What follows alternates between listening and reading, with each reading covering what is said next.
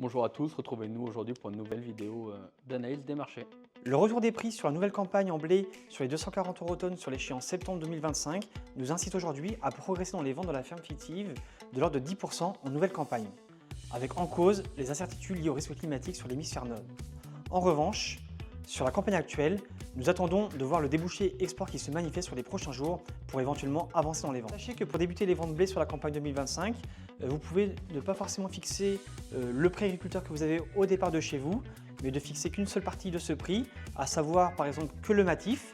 Cela vous enlève ainsi le risque qualité avant la récolte. Et ensuite, une fois la récolte passée, suivant la qualité du blé observé au départ de chez vous, vous allez pouvoir attribuer soit une base blé meunier ou blé fourragé en fonction de ce que vous aurez récolté, tout simplement.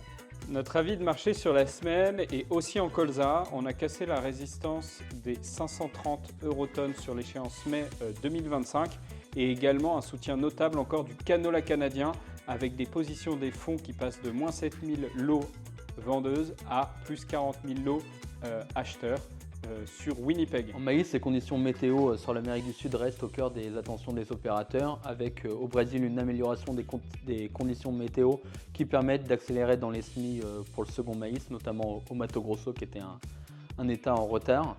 Et à l'inverse, en Argentine, des conditions toujours très délicates pour le maïs, donc une baisse de production à prévoir.